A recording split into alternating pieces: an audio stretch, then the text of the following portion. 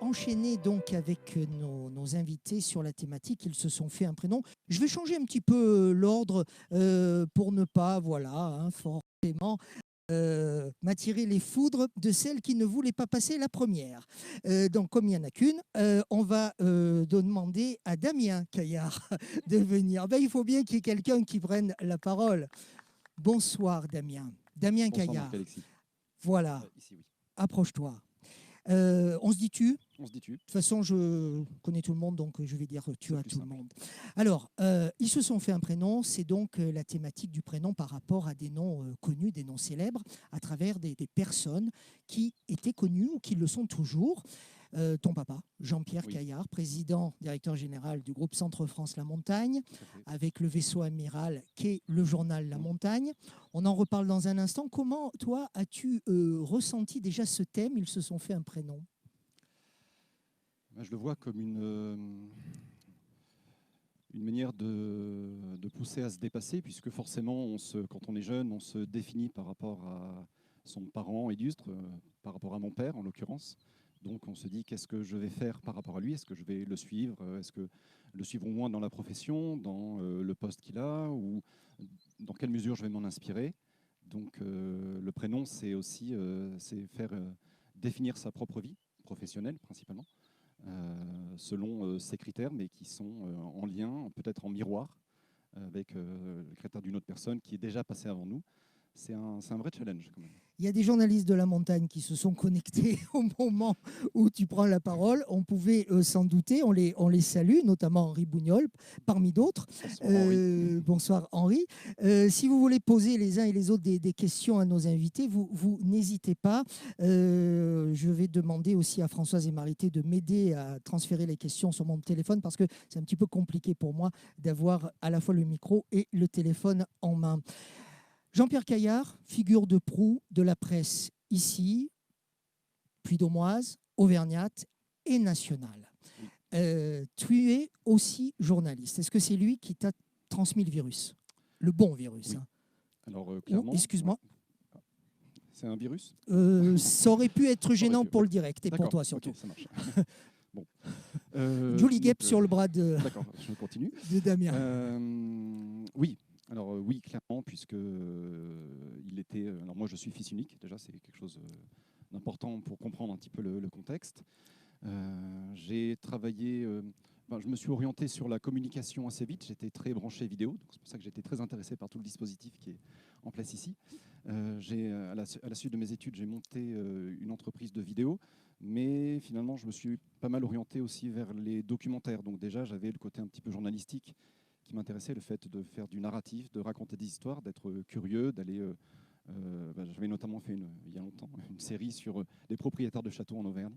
Voilà. Et ensuite, j'ai pu intégrer autour des thématiques de la stratégie numérique et de l'innovation le groupe Centre France. Et tout Voilà. ça, tu en parlais avec ton père ou tu lui faisais découvrir quand tu avais réussi les choses ou au moins réalisé les choses?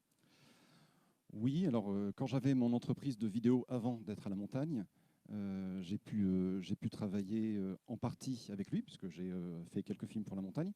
Mais j'étais aussi très content de mon entreprise étant basée à Paris, parce que j'habitais à Paris à cette époque, j'étais très content de réaliser de vendre des films, des prestations euh, pour lesquels mon nom n'avait aucune valeur particulière. Par exemple, C'est-à-dire qu'à voilà. Paris, quand tu téléphonais, bonjour Damien Caillard, ça ne Voilà. résonnait pas du tout de la Non. même manière qu'à Clermont-Ferrand. Surtout en dehors du milieu de la presse, je me souviens que mon fait d'armes, si je puis dire, c'était d'avoir vendu un film à l'époque à Total.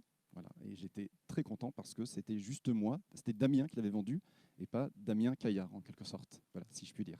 Mais malgré tout, voilà, j'étais aussi fier de lui dire, regarde finalement ce que j'ai pu faire. Alors cela dit, on ne parlait pas vraiment des sujets journalistiques. Tant que je n'étais pas au sein du groupe Centre Et France. puis un jour, il t'a proposé de rentrer au groupe. Oui, c'est ça. En fait, c'était quand même un bon stratège. Je pense qu'on peut vraiment lui reconnaître ça. Stratège, parce que je dis ça, ce n'est pas que moi, ce sont beaucoup de gens qui m'en ont parlé depuis sa mort. Comme il est mort en 2012, finalement, j'ai découvert en partie qui il était et quelle aura il avait depuis son décès, parce qu'il y a beaucoup de gens qui, spontanément, se sont m'approchés en disant « Ah, vous êtes Damien Caillard, j'ai bien connu votre papa, j'ai travaillé avec lui, etc. etc. » Et c'était à chaque fois chaud au cœur. Et je dirais, on le reconnaissait notamment comme un stratège. Donc, au-delà de la construction du groupe Centre-France à laquelle il a énormément participé, il avait vu la montée en puissance du numérique et donc il m'a demandé de le rejoindre sur la question de la stratégie du numérique. Alors moi, je voudrais juste dire un message personnel, mais je le dis devant Damien, je pense aussi à ta maman, bien sûr, Oui. Edith.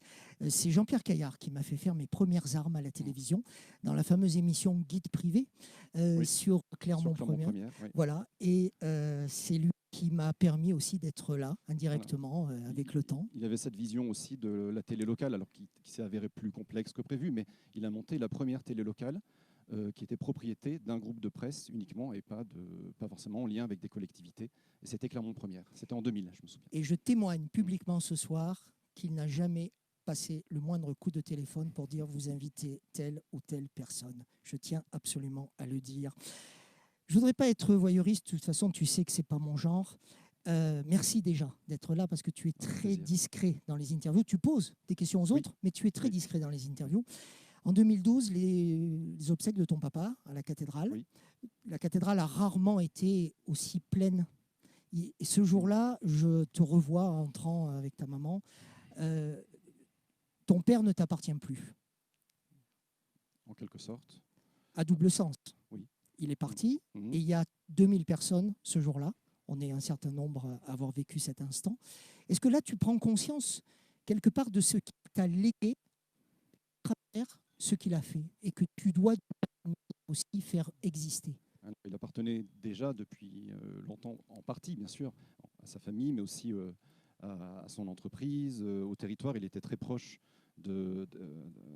effectivement de l'Auvergne. Voilà, c'est pour ça qu'il a, je pense, notamment réussi à construire cet empire de presse. Et je ne sais pas si j'ai réalisé quelque chose ce jour-là, même si c'était quelque chose de très marquant. J'ai encore les images dans la tête. Évidemment, c'est impressionnant quand on entre en portant le cercueil de son père dans la cathédrale, avec autant de monde, et notamment des personnes illustres qui avaient fait le déplacement. Ça m'a vraiment marqué. Mais j'avais compris déjà avant ce lien avec le territoire que je pense avoir gardé. C'est-à-dire, tu me poses la question, qu'est-ce qu'il m'a légué? Je dirais qu'il y a ça. Il y a cet attachement à l'Auvergne. Et c'est pour ça que quand, en 2013, je suis revenu m'installer à Clermont après avoir vécu 13 ans à Paris, voilà, avec mon épouse et mes enfants, j'ai vraiment senti ce lien avec le territoire. Et quand j'ai quitté le groupe Centre-France en 2016, j'ai voulu travailler sur des projets, notamment associatifs, des projets de tiers-lieux qui étaient en lien avec le territoire et qui avaient une dimension d'intérêt général, si je puis dire. Enfin, voilà, ça, c'était quelque chose qui m'a légué. Je salue les personnes qui nous rejoignent en direct sur Facebook. On a des journalistes de renom national aussi, comme Thierry Lyonnais qui est avec nous par le direct. Nous avons des élus, notamment André Chapavert qui nous regarde. Nous avons une question. Alors, je la transforme légèrement. Quelles sont les valeurs essentielles que tu as transmises ton papa?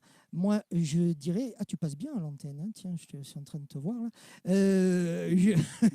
Je dirais, quelle est la valeur essentielle que ton père t'a transmise? Quelque chose qui revendiquait beaucoup, qui était dans l'ADN du groupe, du journal La Montagne depuis longtemps, c'est-à-dire l'humanisme. Voilà, moi il était reconnu, j'ai dit qu'il était reconnu comme stratège, je pense qu'il était aussi reconnu comme étant quelqu'un de très humain, dans le sens chaleureux. Il fonctionnait beaucoup à l'affect, mais je le vois, donc je le répète, mais toutes ces personnes, et encore aujourd'hui, ces personnes qui me disent, avec pas les yeux qui brillent, j'exagère un petit peu, mais vraiment avec un sourire, avec une chaleur dans la voix. Voilà, j'ai connu Jean-Pierre, et donc ce côté-là, cette proximité avec les gens. Et puis après, l'humanisme, c'est aimer l'humain en général et agir pour lui, enfin penser à la société, au territoire qui nous entoure, et voir comment, dans son action, on peut aussi aider, on peut aussi apporter sa pierre à la construction d'un monde meilleur. Un autre journaliste qui nous rejoint à l'instant, et j'ai commencé à la télé avec lui, Loïc Rivière, que l'on connaît tous les deux. Loïc. Salut Loïc, aujourd'hui il présente la météo sur BFM, entre autres. Il est aussi sur une radio, mais comme je ne me souviens plus exactement le nom de la radio, je ne voudrais pas dire de bêtises. Merci beaucoup. J'ai une dernière question. Je la poserai à tous mes invités. Donc les autres, vous pouvez y penser déjà. La question benchmark. Oui, exactement, la question benchmark. Tu as 2 filles. Oui, tout à fait. Un jour, elles se feront un prénom, elles aussi. Oui, et il y en a déjà une qui est un peu partie sur le journalisme. D'accord, ça sera ta réponse. C'est ça. Damien Caillard, merci beaucoup. Merci beaucoup. Merci Damien. On peut l'applaudir.